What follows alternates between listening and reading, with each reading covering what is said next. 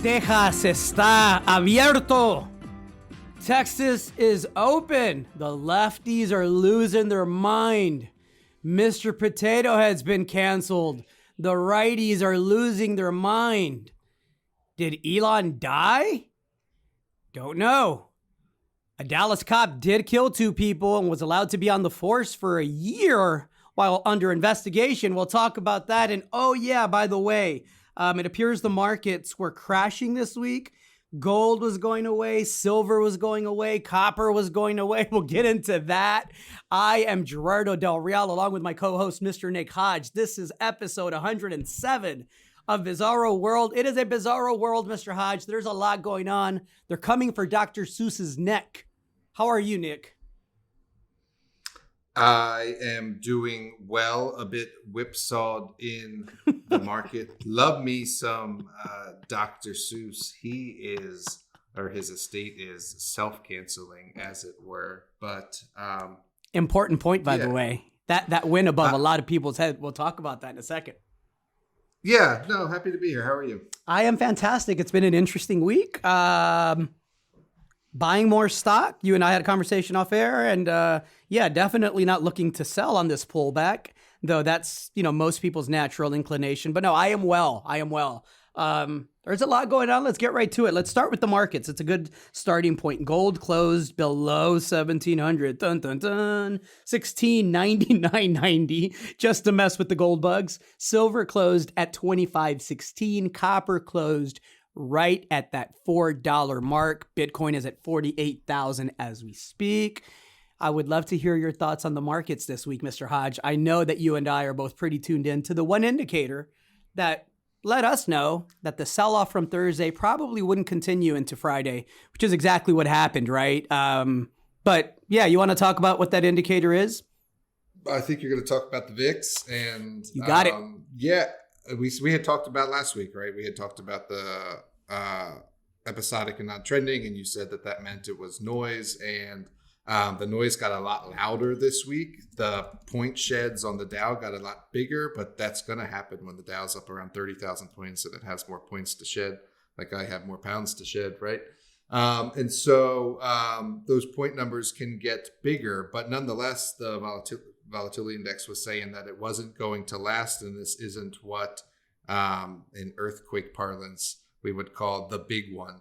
And so, while yes, we're in a bubble, and yes, things are overvalued, and yes, NFTs are stupid, and I don't know whether Bitcoin's worth $50,000. I'm not the one in charge of that, and I don't make the rules. I'm just telling you what's going on. And stocks were back up today. And concerning gold, I've got to pull out my chart, which I was trying to do while you were talking. And you could go a little bit lower still, I think, to high 16s. I don't know, 16. Gosh, I don't know. I'm not going to give you an exact number. 16, high 60s or something, and still be totally fine. I know we keep saying that, but you've got sort of a lot of support right here where it's at now. If you pull back a chart to a year, and as we were saying, new highs came after that. Still watching rates, of course, but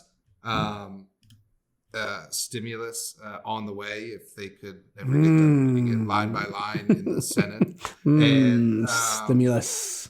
Right, exactly. A little back of the taint. And then they're going to build a bridge, speaking of taints, to all sorts of new infrastructure, which is already being discussed. I'm sure you caught that, Gerardo. We haven't even passed the stimulus yet, and we're already looking beyond to the infrastructure bill.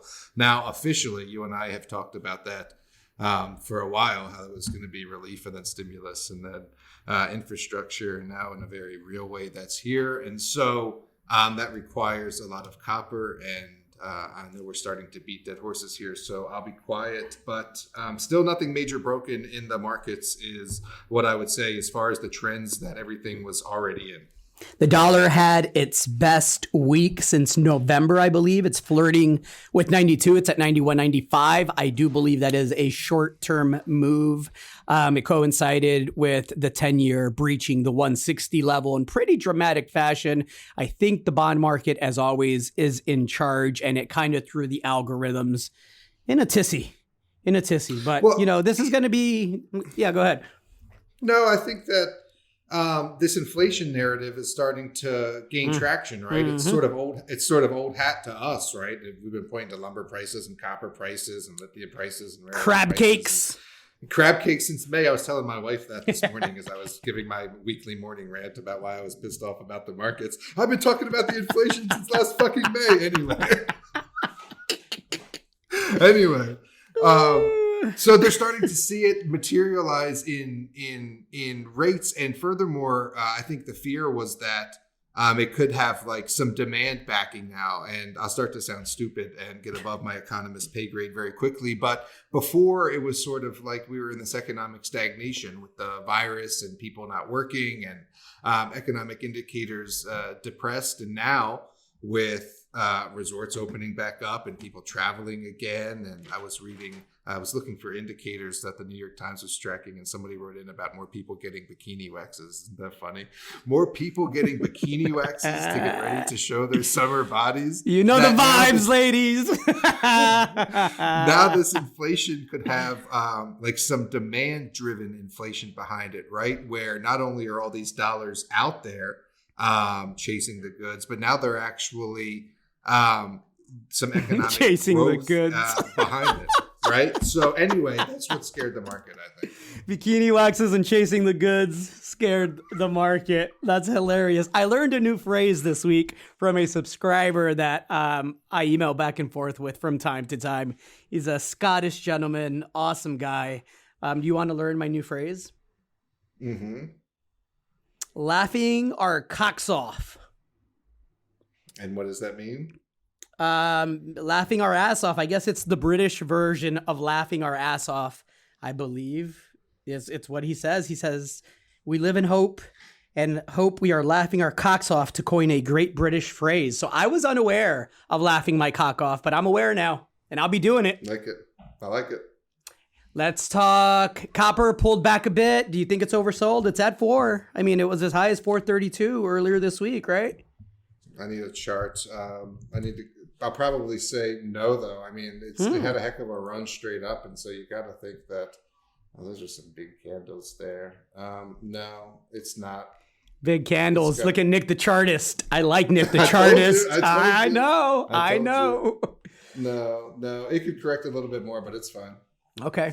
All right. Are we going to talk about... No, let's talk about who had a better week. Sean Carter, otherwise known as Jay-Z, or Stansberry Research, otherwise known or now known as Beacon Street Group. You want to provide some context there on Beacon and Stansberry, and congrats to that group, by the way. Impressive stuff. You want to tell everybody what happened, Nick? So it sounds like, and this would be even a good segue into a broader discussion about SPACs, but it sounds like Stansberry Research is going public via a SPAC under the name of a broader parent group or umbrella organization called the Beacon Street Group. And so that's a big deal. I mean, it's been one of the largest newsletter brands in the country. The Motley Fool, of course, is the one we all know. But this puts a big valuation on it. This is going to be like a $3 billion deal, enterprise value, and it reveals some of the numbers, right? So revenue last year of like $377 million.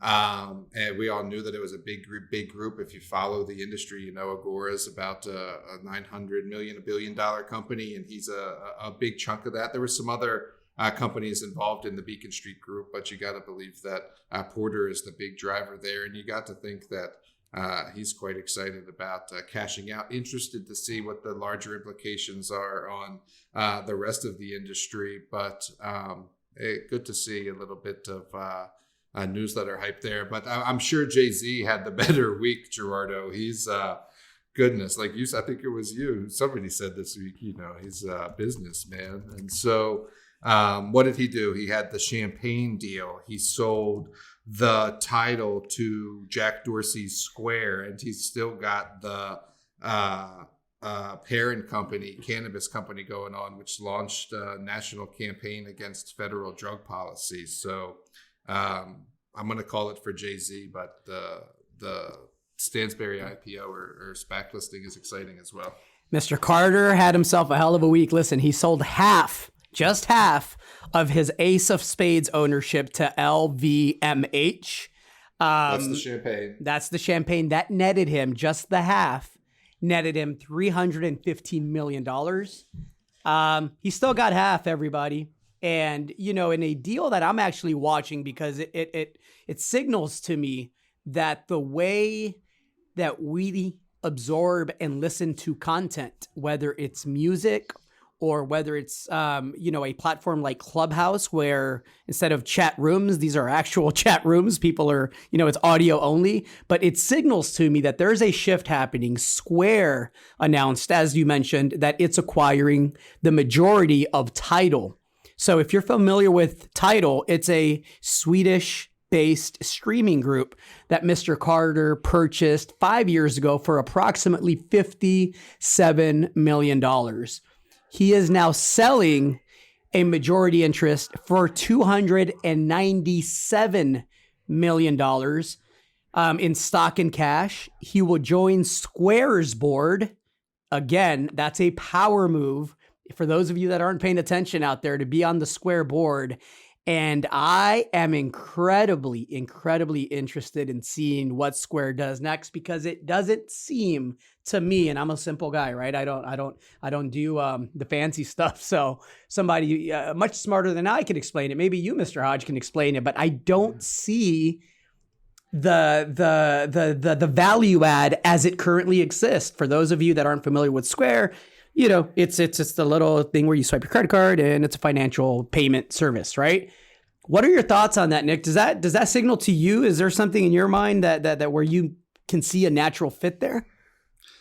You're going to put me on the spot. I haven't really thought about it. When I opened my eyes this morning and read the headlines, I immediately thought what you thought. What the hell does that have to do with each other? But as you were posing the question and I start to think about it more and more, and as I feel older and older, here's my answer. The Dallas Mavericks this week announced that you can buy a ticket with Dogecoin. And so the way that we pay for things, and frankly, the way the younger generation pays for things is different. And the things they're willing to pay for, which is a whole another discussion. And so obviously the way we're consuming media is changing, right? We've had this whole streaming revolution and the whole cord cutting trend, right? And now instead of one bill to Comcast or DirecTV, you pay 7 bills to different companies that end up totaling the same thing, right? You pay your Netflix and your Disney Plus and your HBO and this and that and your Peacock and whatever else it is, right? Your Paramount Plus, which was announced last week. And it's all sort of fractured and you're paying all these different bills. And so, and I'm no expert, so I might start to sound dumb, but one of the bull cases that I've read, obviously everybody consumes content, and they're now doing it on all these different platforms, but it's how you tie them all together. Amazon has made a little bit of inroads, but one of the big winners in all of this has been like Roku, for example. Because it's a box that is platform. You're going to get me talking about virtual power plants, but it's decentralized. It doesn't matter. It doesn't matter like what the service is, right? And decentralized is a big part of the future. And so if Square could become sort of like a Roku of audio things where, it's collecting the payments through its payment facilities that it's already got to sell albums or access to MP3s or streaming or podcasts or whatever it is, then that would be, I think, where the value is. Also, and I'll add to that because I had some thoughts as you were pontificating. NFTs. We can now use Square and Tidal to buy NFTs, which Sure I don't know if that's going to last. And then that led to my next thought. Well, of course it makes sense. If Tidal has a concert branch, which it does because Jay-Z also owns Rock Nation, which manages a lot of the top artists, including names like promotes Rihanna. The weed company. And promotes the weed company. You now have a platform where you can pay for your weed that you're smoking while looking at Rihanna's beautiful self and singing your hearts out. You can go to the merch stand, buy some merch, use Square to pay.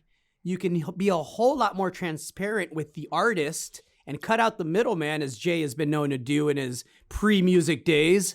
And you basically control the whole distribution chain, right? It's the farm to table kind of approach to anything that requires a payment.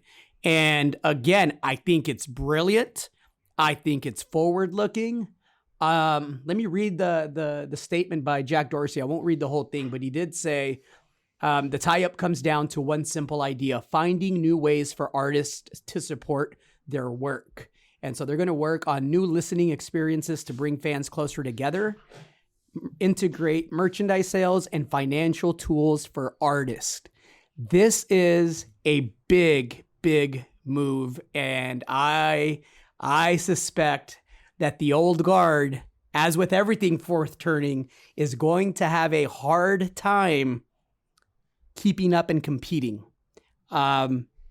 Companies better start to adapt, because you're not just going to be able to unlock promotions from a vault that you've had for 2 years and keep selling that same model to the new generation of whether it's speculators or whether it's concert goers or whether it's, subscribers to content, whether it's music related or financial services related. So no, I think this is a space to watch. It's really interesting to me. There is a couple of podcasts that I follow that have done a great job of monetizing their podcast. There's an app called Patreon, and there's a gentleman by the name of Joe Budden, who was a former artist and is now, a brilliant content creator about hip hop culture and music.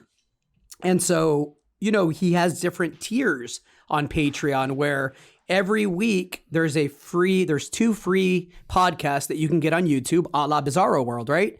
And then those are free. You can go on YouTube, listen to it just like Bizarro World. But if you want to be a friend of the show, what then happens is you can pay $10 for one exclusive episode a month.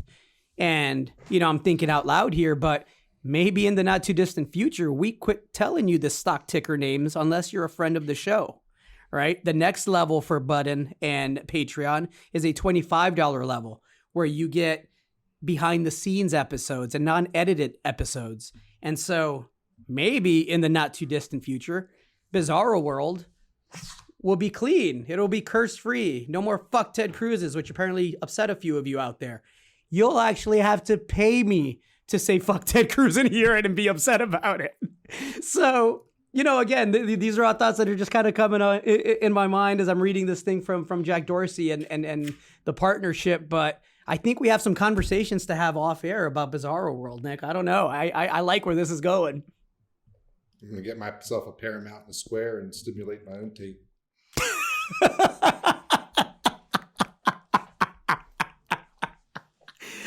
Texas está abierto. Texas is open. Texas is open. We're free. And you would have thought that what Governor Abbott said, and he said some stupid shit afterwards, but you would have thought that on this, he's right. For those that don't know what happened, this week, Governor Abbott went on Twitter, like all politicians do now, and said, I have a big, big announcement, right? And a couple of hours later, he had a press conference and he said, starting next week, the mask mandate will be lifted in Texas. Businesses can reopen to full capacity, and you no longer will be told or mandated to wear a mask. And man, the left lost it. You would have thought that he said it will be illegal to wear a mask.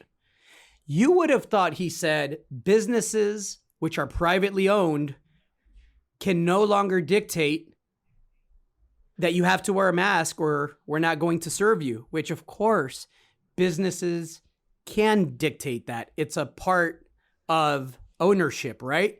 But man, I mean, the left, I mean, and I hate to be partisan, but on this one, this is clear. It was the left that was outraged and they politicized the heck out of it. And I get why Governor Abbott isn't popular with the left. He should be, critiqued one thing at a time, like we try to do with everybody.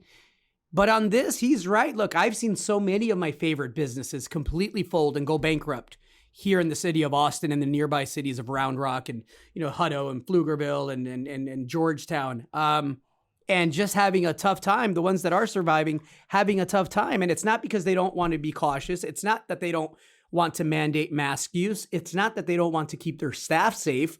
It's that the government keeps changing and moving the goalposts and changing the rules on capacity levels.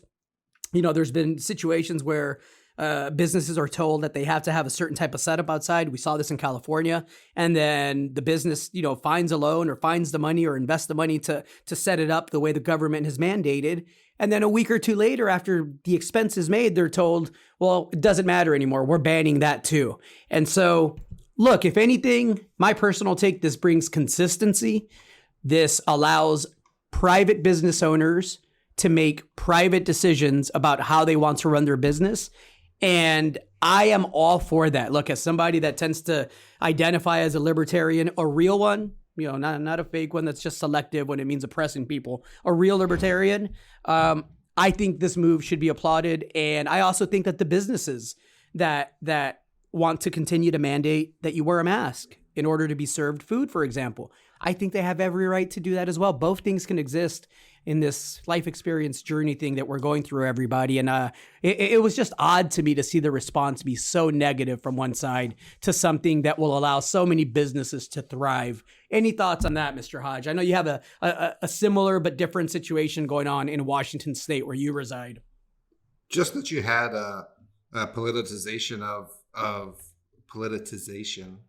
masks from the beginning. And so it's just a continuation of that. And it's stupid. Like you said, the businesses can still keep the mask mandate on. And here we're going into phased approaches. So, I think you still got to wear masks inside, but restaurants are open at 25% capacity. But I think as a country, just, with my ear down to the railroad, I think we're collectively starting to move on, both anecdotally and as it relates to the hospitalization rates and the vaccination rates. I think we've vaccinated over 2 million people a day for the past week or something like that. And wow.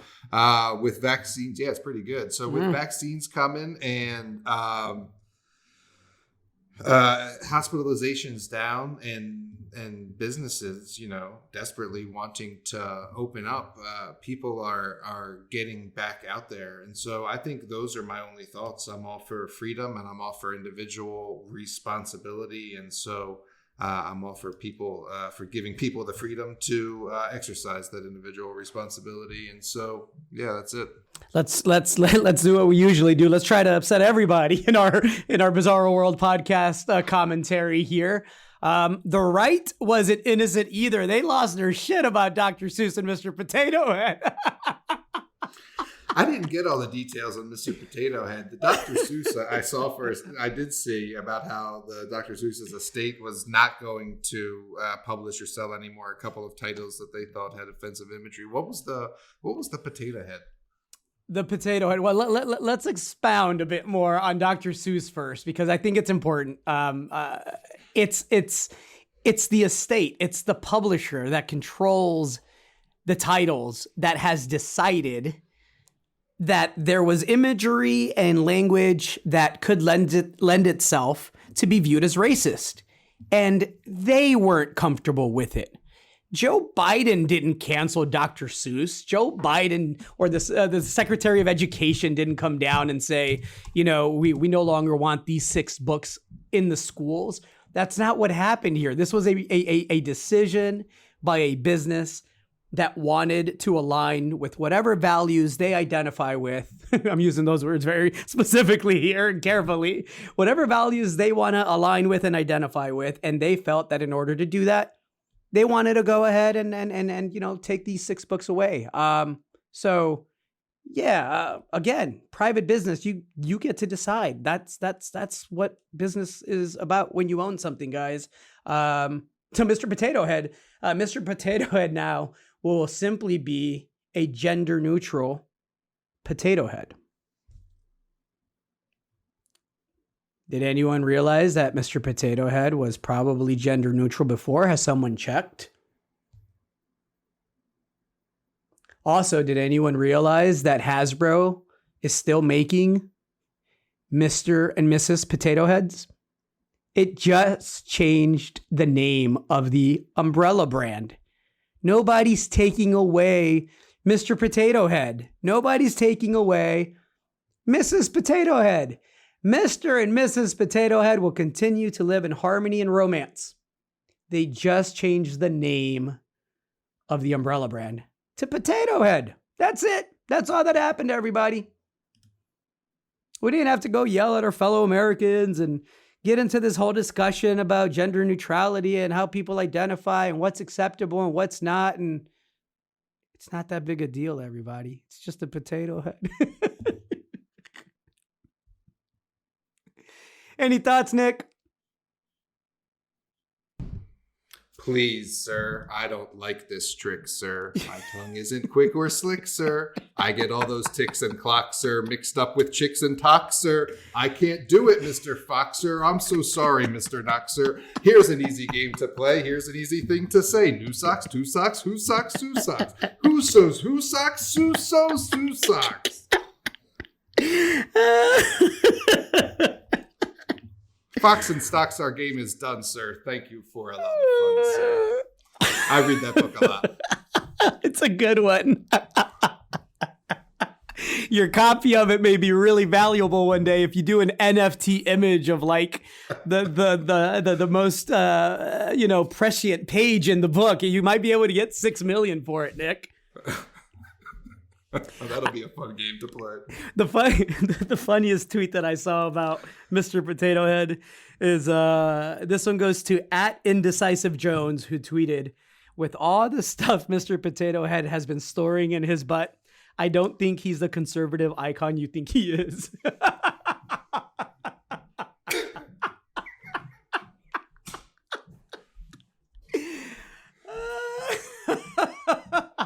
I don't know why you people listen to us every week. This really is just therapy for us, folks, but I'm glad you do, and I appreciate the mostly kind emails, and the ones that aren't so kind. Hey, you got every right to write in and complain, but you're apparently listening, so hi to you as well. That's funny. Let's switch gears a little bit and try to be a little bit more serious just for a quick second. Did you hear about the Dallas police department officer that was indicted for killing two people, having two people killed? I didn't, but I would well, I wouldn't love to hear about it, but I would like to hear the details. So the Dallas Police Department allowed an officer to continue patrolling for more than a year, Nick, while investigating whether he ordered two people to be killed. And the city police chief defended it by saying they allowed him to stay on patrol for a year while he was being investigated for multiple murders because it didn't want to tip him off. He said taking that action could have compromised the investigation. If Reiser, the officer that was indicted, was 36 years old, had known he was a person of interest, Dallas PD might not have been able to bring justice to all the families. Really? Is there no other way to make sure that we brought justice to the families? Is there no other way to make sure that he didn't kill anyone else? Is there no other way to not tip him off? This is insane. A witness came forward 20 months ago talking about two victims whose bodies were dumped after being shot in the Trinity River. 3 men were charged with murder. I'll post a link to the story. It's a sad story. But the bottom line is this cop was allegedly robbing drug stash houses. And so, kidnapping people and threatening to kill people, drug dealers. And he's a cop, so, call the cops. And of course, anybody that's growing up in a bigger city, you grew up in Baltimore. I spent my childhood in Chicago. I've lived in New York. The whole thing. Anybody that's lived in big cities and is, somewhat familiar with the streets understands that this happens everywhere, right? But for them to know that he could be responsible for the murder of two people and allow him to patrol citizens every day is extremely irresponsible. And that's me being kind. Yeah, no doubt. So I haven't read anything about this. Have there been any repercussions so far, or what's going to happen? Let's see. It appears that Mr. Reiser has been arrested now. He has been charged with 2 counts of capital murder. He's being held on bail, $5 million bail after a court appearance on Thursday. The Dallas police chief, no repercussions. I'm sure the police union is firmly in full support of, whatever the heck any police officer, police chief does, apparently, because that's the way police unions tend to roll in this country. And so, yeah, no, that's that's as far as we got as far as justice goes. But it's just a crazy story to me. I thought it was I thought it was like one of those Onion headlines, right? Like ex-Dallas cop facing capital murder charges was kept on the job. I thought it was like an Onion headline. I didn't think it could be real, but yeah, pretty bizarro. Yeah, that's insane to let him stay on the beat. I mean, that's a complete culture thing. It should be an eye opener. Absolutely. And again, it wasn't like he was just patrolling people on the right or people on the left or libertarians or no, he was patrolling all of you, all of us. Scary stuff. Did you see that Twitter tried to kill Elon Musk? I believed it for a second. I was like, why is rest in peace Elon? I'm like, no way. And then I started reading the headlines. Did you get a whiff of that at all? No, he got kicked off Twitter last week, but I don't know about the dying. So, one of the biggest trending topics today was rest in peace Elon, hashtag rest in peace Musk. And, I'm looking and there's like this cutout of this headline. It says Elon Musk declared dead after Tesla factory explosion. And for a second, I'm like, what? Like, agree with him or not. I know he's a polarizing guy for some reason. But agree with him or not, he's done a lot to move technology forward. And so I'm looking, and it took me about 2 minutes to realize it was a fake. But they had this going, and they were ramping this up for half the day. I mean, they had millions of people thinking that Elon was dead. So again, I think it speaks to the power of the internet and Twitter. And just how easy it is to just throw something out there that'll stick, right? Why this stuck, why one person decided to throw this up and why everybody ran with it is beyond me. But I thought it was interesting. Well, I think it's also the ephemeral nature of the internet. And you can relate that back to the NFTs, right? These fads and how their half-lives get shorter and shorter, and meme stocks and how long they last and what really has true value, right? And so anyway, that's how I look at some of that stuff, right? Like a little bit like noise, like separating the wheat from the chaff almost. Absolutely. Where are you making your money, Nick? FYI, full disclosure, soon, this is the part of Bizarro world that you guys are going to start paying for. No more free tickers for anybody, so enjoy it while you can get it. I mean, it was a tough week. I mean, it was a tough week. Oh, God. Markets across the board were getting whacked. The NASDAQ had it worst of all. And the place I made the most money, even it wasn't much, was in oil stocks. And I don't own a lot of them. I started buying Exxon personally a couple of months ago and was glad to have a big chunk of that. That was actually up like even yesterday. And I think hit new 52-week highs today. In fact, it was up again.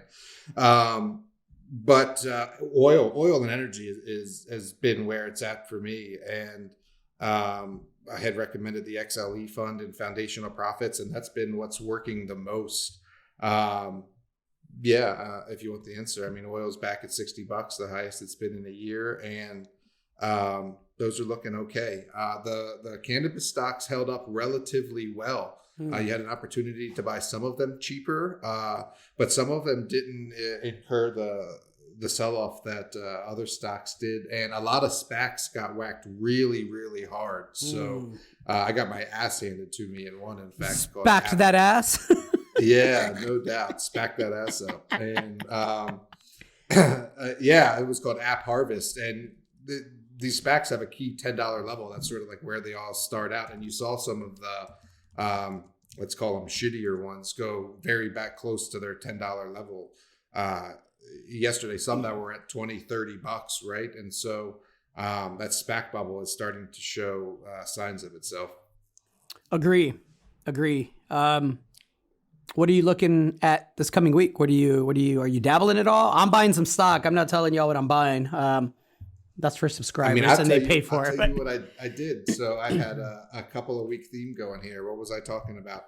2 weeks ago, I was telling you Newmont was going to pull down even further. Yeah. And that I was watching that it never got to 52 or 50, like I said. And I was saying that Alamos was going to go to 7. And my bids at Alamos got filled down at 7 one day this week. So I guess I bought some Alamos.